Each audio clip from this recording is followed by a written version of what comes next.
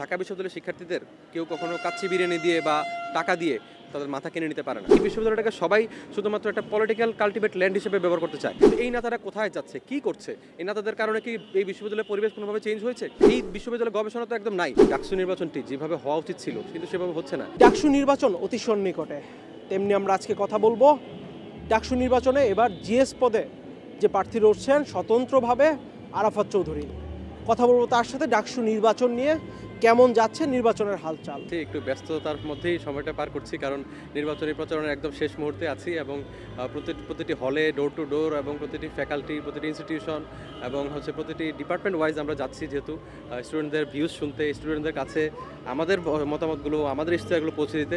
তো সেই দিক থেকে এটা একটা অনেক ব্যস্ত সময়, কারণ অত অল্প সময়ের মধ্যে বিশাল একটি ঢাকা বিশ্ববিদ্যালয়ের স্টুডেন্টদের কাছে প্রায় 40,000 শিক্ষার্থীদের কাছে পৌঁছানো একটু কোয়াইট ডিফিকাল্ট।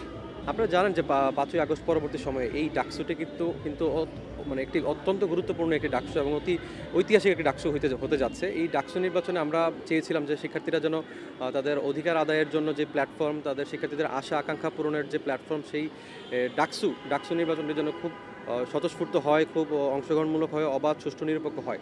কিন্তু আমরা অত্যন্ত হতাশার সাথে লক্ষ্য করলাম যে এই ডাকসু নির্বাচনটি যেভাবে হওয়া উচিত ছিল কিন্তু সেভাবে হচ্ছে না।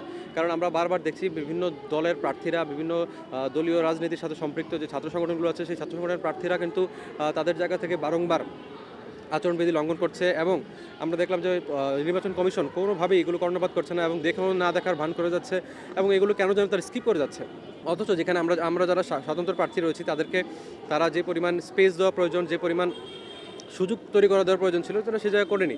বরং কখনো কখনো দেখেছি যে আমাদের অনেক স্বতন্ত্র প্রার্থীদের হুমকি দেওয়া হচ্ছে, তাদেরকে বসিয়ে দেওয়ার জন্য বারবার করে চাপ দেওয়া হচ্ছে এবং কখনো কখনো দেখা যাচ্ছে যেই পরিমাণ ক্যাশ ফ্লো হচ্ছে এই ক্যাম্পাসের ভিতরে এবং আমরা শুনতে পেয়েছি যে ইতোমধ্যে ব্যাকডোর নেগোসিয়েশন চলছে এবং বিভিন্ন ধরনের ইলেকশন মেকানিজম, ইলেকশন ইঞ্জিনিয়ারিং করে একটি বিশেষ রাজনৈতিক দলের প্রার্থীদেরকে জিতিয়ে দেওয়ার জন্য একটা হীন ষড়যন্ত্র চলছে।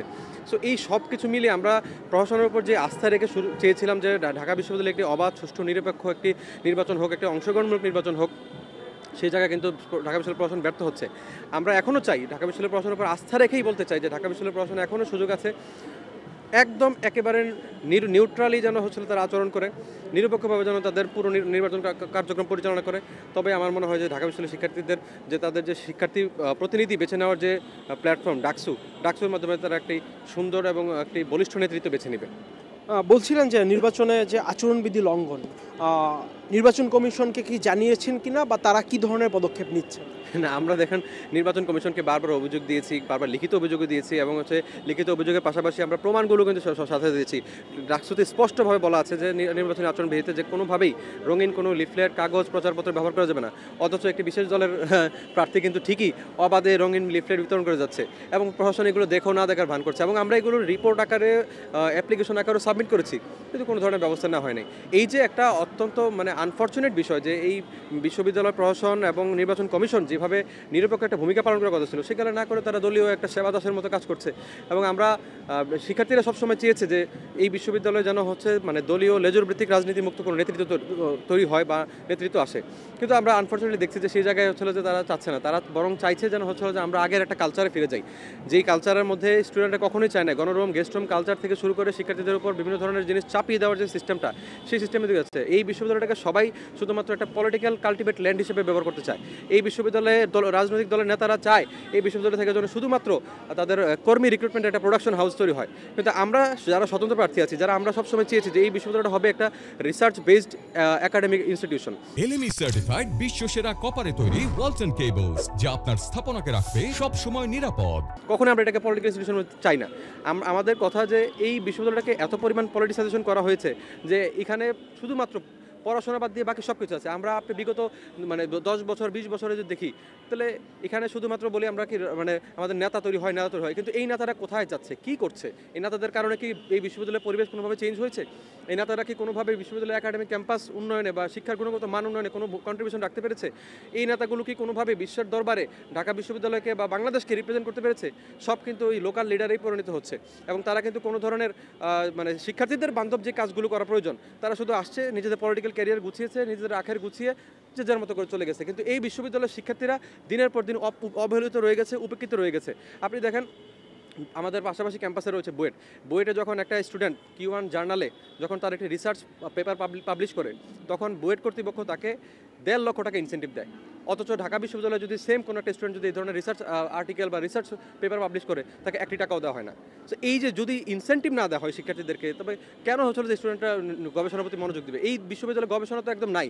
আপনি দেখেন আমাদের এই বাজেটে মাত্র 20 কোটি টাকা গবেষণা বরাদ্দ দেওয়া হয়েছে। জিএস হলে যে 3টি কাজে হাত দিবেন বা 3টি সংস্কার করবেন, এমন 3টি কাজ যদি বলেন।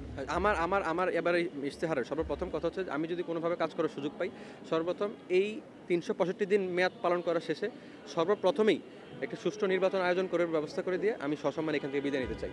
2 নম্বর হচ্ছে, আমার সর্বপ্রথম যে কাজটা হবে সেটা হচ্ছে স্টুডেন্টদের একাডেমিক যে এনভায়রনমেন্টটা রয়েছে, রিসার্চ বেসড যে এনভায়রনমেন্ট রয়েছে, সেটাকে মানে এনশিওর করা। আর স্টুডেন্টদেরকে আমরা চাই যে কোনো রাজনৈতিক দলের নেতার উপর যেন নির্ভর না হতে হয়। রাজনৈতিক দলের নেতারা কী করে, তাদের পিছনে আসলে যে কর্মী বাহিনী নিয়ে ঘুরায়, এখানে একটা লেজুর ভিত্তিক কাজ। আমরা চাই কোনো স্টুডেন্ট যেন কারো পিছনে না ঘুরে। স্টুডেন্টরা হবে নিজেদের প্রতি এম্পাওয়ার্ড হবে, স্কিল্ড হিউম্যান রিসোর্স হিসেবে তৈরি হবে, তারা তাদের হচ্ছিল যে নিজেদের ভবিষ্যৎ তারা নির্ধারণ করবে, তারা তাদের নিজেদের ভাগ্য করবে, তারা বিশ্বের চারদিকে ছড়িয়ে পড়বে। আমরা চাই বিশ্ববিদ্যালয়, ঢাকা বিশ্ববিদ্যালয় থেকে শুধুমাত্র রাজনৈতিক নেতা তৈরি হোক, এই স্টিগমা, এই কালচার থেকে আমরা বের হতে চাই। এই বিশ্ববিদ্যালয় থেকে একাডেমিশিয়ান বের হবে, গবেষক বের হবে, স্টুডেন্টরা বিভিন্ন ধরনের বিশ্ববিদ্যালয়ে যাবে, সেখান থেকে হচ্ছে তারা উচ্চশিক্ষা গ্রহণ শেষে আবার দেশে ফিরে আসবে, এসে হচ্ছে দেশের জন্য কাজ করবে, দেশকে সার্ভ করবে। তো সেই জায়গা থেকে আমরা স্কিল হিউম্যান রিসোর্স করতে চাই। আর আমরা চাই যে শিক্ষক এবং শিক্ষার্থীদের মাঝখানে একটা অ্যাকাউন্টেবিলিটি নিশ্চিত করা। এই কারণে আমরা চাই শিক্ষকদের যে টিচার্স পারফরমেন্স রেটিং সিস্টেম, এটি আমরা চালু করতে চাই। কারণ আপনারা জানেন যে এই বিশ্ববিদ্যালয়ের শিক্ষকরা বিভিন্ন সময় তারা শিক্ষক রাজনীতি করে। এই শিক্ষক রাজনীতি কেন থাকবে? শিক্ষক রাজনীতি তো হচ্ছে, শিক্ষকরা সবসময় ইউনিভার্সাল, শিক্ষকরা সবার ঊর্ধ্বে, দলমত নির্বিশেষে ঊর্ধ্বে, শিক্ষকরা সকলের অভিভাবক হিসেবে থাকবে।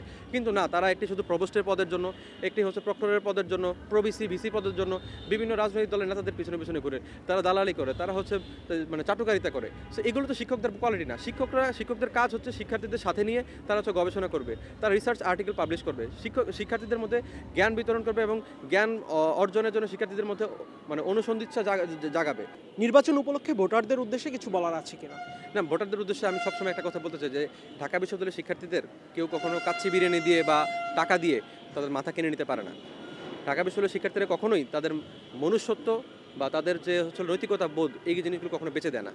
সো আপনারা জানেন যে যতবার এই বাংলাদেশে গণতান্ত্রিক অধিকার আন্দোলন যেগুলো রয়েছে, সংগ্রাম হয়েছে, সেগুলো যখনই শুরু হয়েছিল তখন কিন্তু ঢাকা বিশ্ববিদ্যালয় থেকেই সর্বপ্রথম মিছিল বের হয়েছিল বা ঢাকা বিশ্ববিদ্যালয় থেকে কিন্তু সবাই লিড করেছিল। সো এই ঢাকা বিশ্ববিদ্যালয়ের শিক্ষার্থীরা সবসময় নিজেদের অধিকার সচেতন এবং তারা তাদের সঠিক সিদ্ধান্তটা নিতে জানে। তা আমরা বলবো যে ঢাকা বিশ্ববিদ্যালয়ের শিক্ষার্থীরা যেন শুধুমাত্র কোনো দলের বেসিসে বা কোনো দলকে প্রাধান্য দিয়ে তার সিদ্ধান্ত গ্রহণ না করে, শিক্ষার্থীদের ছাত্র প্রতিনিধি বেছে নেবে তাদের ভিশন, তাদের আইডিয়াস, তাদের ইনোভেশন, তাদের কোয়ালিটি, তাদের ক্যাপাসিটি, তাদের স্ট্রেংথ সবগুলো বিবেচনা করেই তারা তাদের যোগ্য প্রার্থী বেছে নেবে।